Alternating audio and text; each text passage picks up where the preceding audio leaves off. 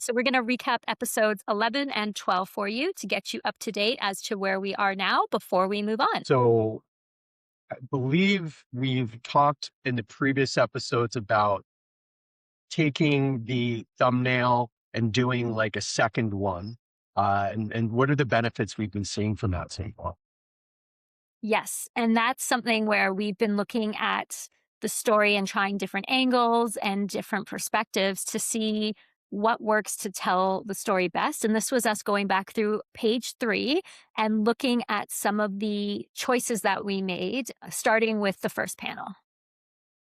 Yeah, and with each of these pages that we're doing thumbnails for, some of them we decided we like the second one, some of them we decided we like the original, some of them was a bit of a hybrid. This one, I believe, was kind of like a hybrid as well, although I took the view of the first panel looking straight down. Hmm. Uh, I think it was a little different than what had previously been done.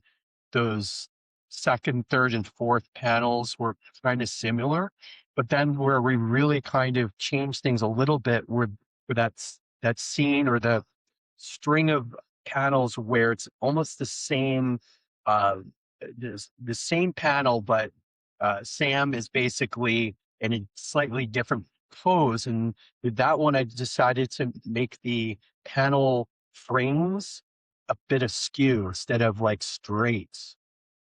Yes, and we had some fun with this one as well of kind of like, what do these look like to you, right? When we first were looking at it, like, do they look like teeth? Do they look like coffins? Because it does give it a really eerie look, which is part of what we're looking for, is making sure it does the horror that we're trying to do.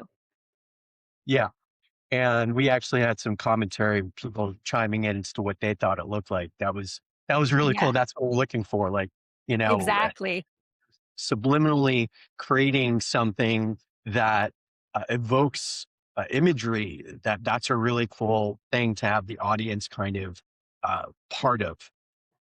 Absolutely. And another thing that we started really playing with as we were doing the panels again was working sound effects into the actual illustrations, which you can kind of see on the top of 4 is you've got the squee and the smash. So it became sort of a texture in the illustrations.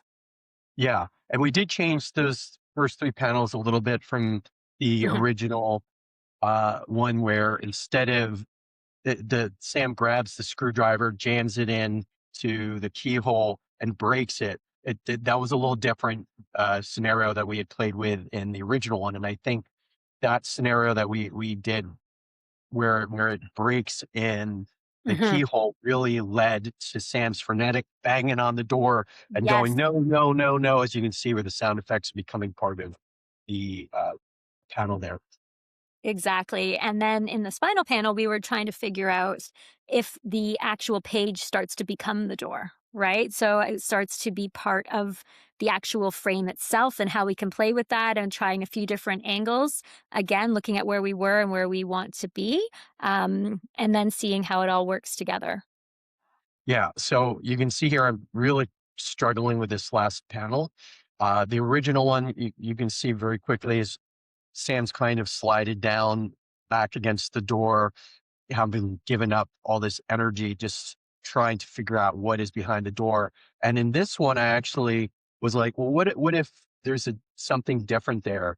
And I had to go to page 5 to see what Sam was doing in that panel to make sure that I was not doing something that would be out of order with what was happening on the previous page. So that's something you can always look ahead to kind of go, okay, does this line up? Does this panel that I changed in the previous page now line up with the next page?